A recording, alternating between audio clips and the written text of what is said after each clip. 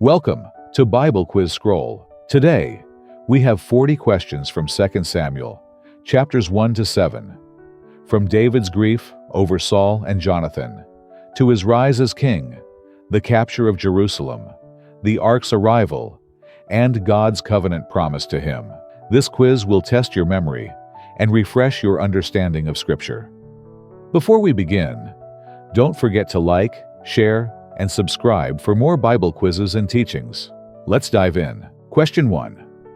Who brought David the report about Saul and Jonathan's deaths?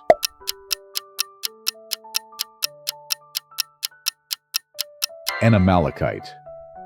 A young Amalekite arrived from the battlefield with torn clothes and dust on his head. He brought Saul's crown and armlet and claimed he finished Saul off, an attempt to gain favor that backfired when David judged him for daring to touch the Lord's anointed. Question 2. What did the messenger give David as proof connected to Saul?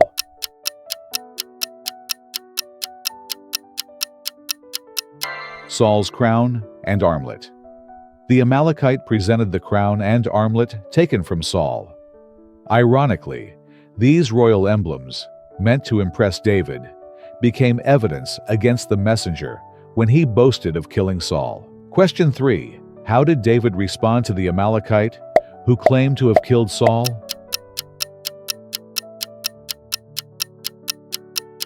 Executed him. David asked why he wasn't afraid to destroy the Lord's anointed. He then ordered the man executed, showing David's deep reverence for God's chosen king, despite Saul's hostility to him. Question 4. What did David and his men do when they heard of Saul and Jonathan's deaths?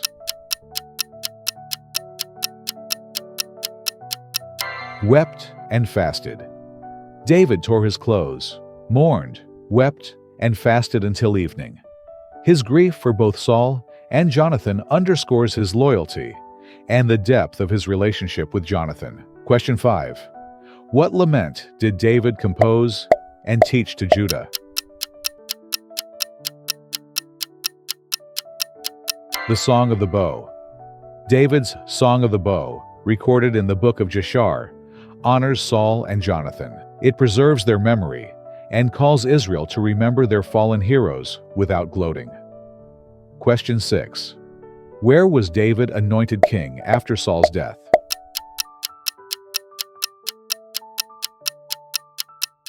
Hebron.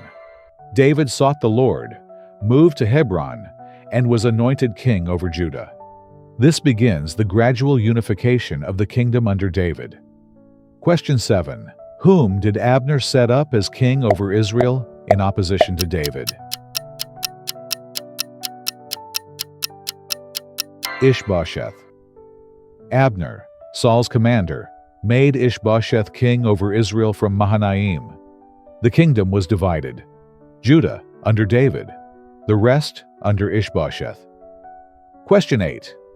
How long did David reign at Hebron over Judah?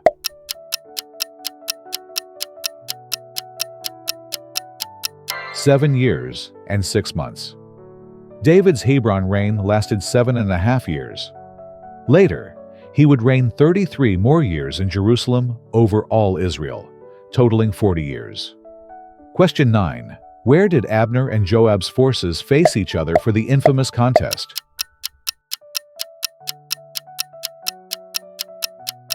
Pool of Gibeon. At the Pool of Gibeon, young men fought in a deadly contest that spiraled into a fierce battle, symbolic of the civil strife before national unity. Question 10. Who relentlessly pursued Abner because of his speed?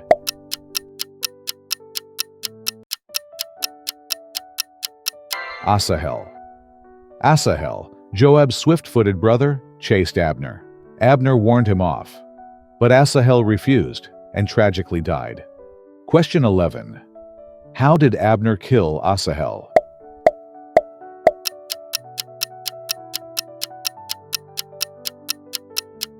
With the butt of his spear. Abner, fleeing, struck Asahel with the spear's butt, killing him instantly. The unusual detail highlights both Abner's desperation and the chaos of civil conflict. Question 12.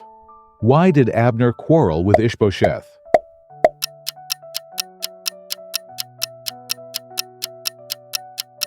Accusation about Saul's concubine.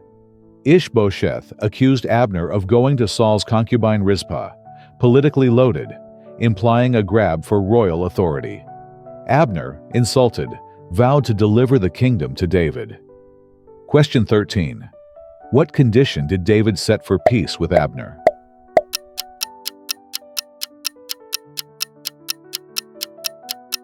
Michal's return. David demanded the return of Michal, Saul's daughter and his wife. Her return reasserted David's legitimate claim and strengthened his political standing. Question 14. How many men accompanied Abner to Hebron to meet David? 20. Abner, with 20 men, came to make a covenant. David hosted them, signaling a realignment of power, until Joab's vengeance disrupted it. Question 15. Who murdered Abner at Hebron?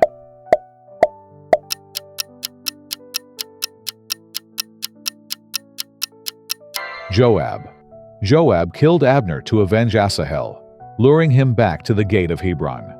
David publicly disavowed the act, preserving his integrity before Israel. Question 16. How did David respond to Abner's death?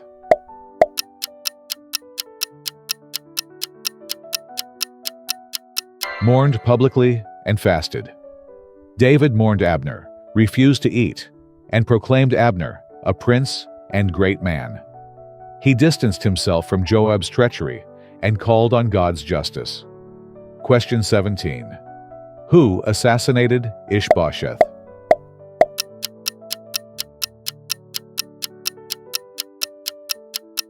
Baanah and Rechab. Baanah and Rechab, Ishbosheth's captains, murdered him in his house and brought the head to David, expecting a reward, misjudging David's character. Question 18. What did David do to Ishbosheth's killers?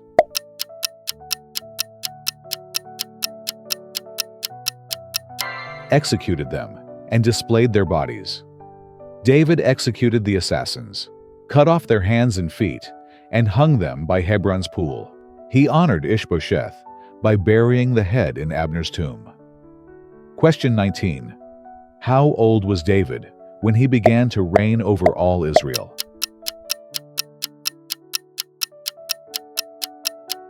David was 30 at the start of his reign, echoing the maturity expected of a king. Question 20. What was David's total length of reign?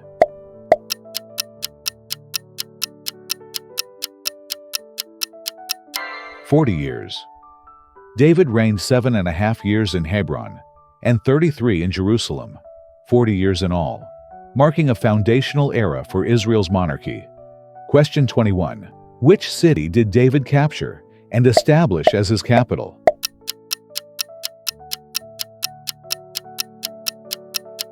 Jerusalem. David took Jerusalem from the Jebusites. Its neutral tribal status and strong defenses made it an ideal political and spiritual center. Question 22. Who taunted David, saying even the blind and lame could defend the city?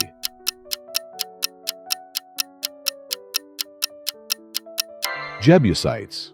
The Jebusites mocked David's chances, yet he captured their stronghold, overturning their arrogance and consolidating his rule. Question 23. What name did David give the captured fortress of Zion?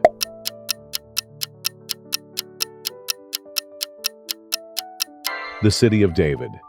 Renaming it the City of David stamped Jerusalem with David's identity and marked it as his royal seat. Question 24. Which foreign king sent cedar, carpenters, and masons to build David a palace?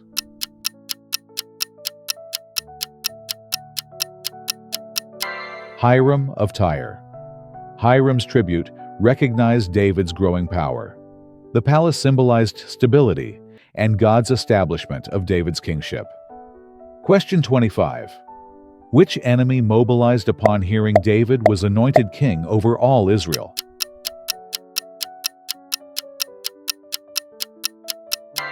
Philistines. The Philistines sought to quash David early. Instead, David's dependence on God led to decisive victories that curbed Philistine dominance. Question 26. How did David defeat the Philistines at Baal-perazim?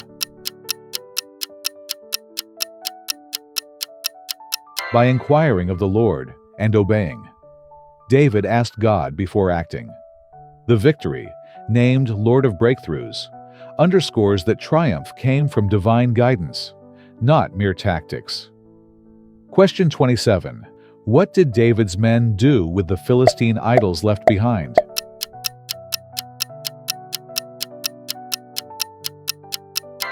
Burned them. Destroying the idols showed covenant loyalty.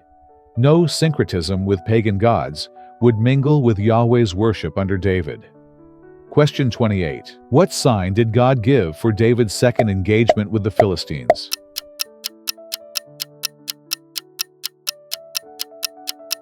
Sound of marching in the balsam trees.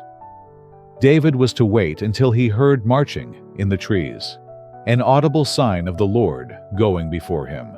Obedience brought another victory. Question 29. Who first organized the transport of the ark toward Jerusalem?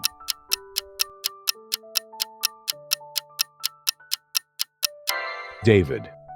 David assembled a large procession to bring the ark from Abinadab's house. His zeal was sincere, but the method initially ignored God's instructions. Question 30. How was the ark mistakenly carried at first?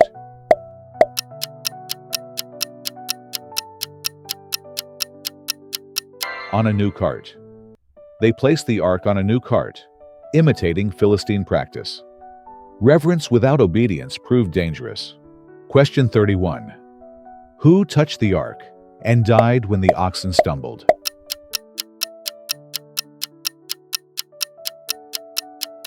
Uzzah.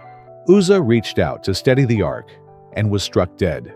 The incident reasserted God's holiness and the necessity of handling sacred things his way. Question 32. Where did the ark remain for 3 months after Uzzah's death? House of Obed-Edom. David, fearful, left the ark with Obed-Edom the Gittite. The Lord blessed his household, showing the ark brings either judgment or blessing depending on reverence and obedience. Question 33. What did David sacrifice when those carrying the ark had taken 6 steps?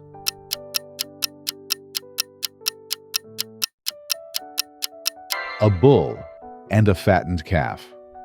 When the ark was brought the second time, David ensured it was carried according to God's law. After just 6 steps, he stopped to sacrifice a bull and a fattened calf. Question 34. How did David celebrate as the ark entered Jerusalem?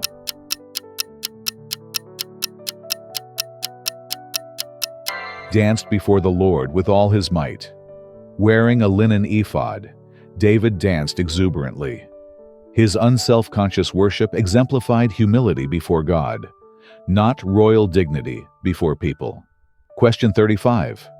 Who despised David in her heart for his display of worship? Michal. Michal mocked David for undignified behavior. David replied that he would be even more undignified before the Lord who chose him. Question 36. What consequence did Michal face?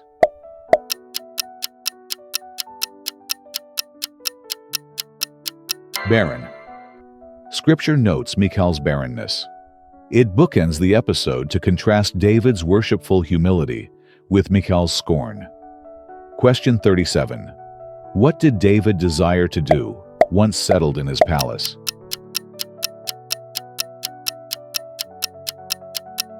Build a house for the Lord.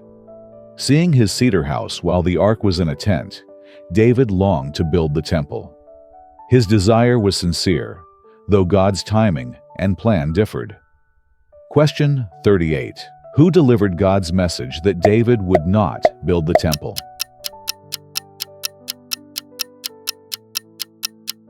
Nathan. Through Nathan, God said David would not build him a house. Instead, God would build David a house. Question 39. Who would build the temple according to God's promise?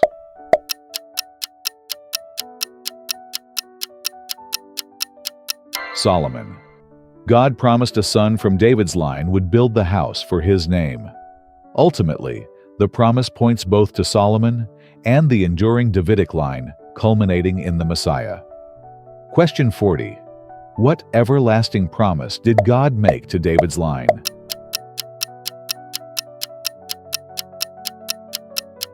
An everlasting throne. God covenanted with David that his dynasty would endure forever. This promise pointed to Solomon immediately, but ultimately to the Messiah, whose reign fulfills the everlasting throne. Well done! You've completed this 40-question quiz from 2 Samuel 1-7.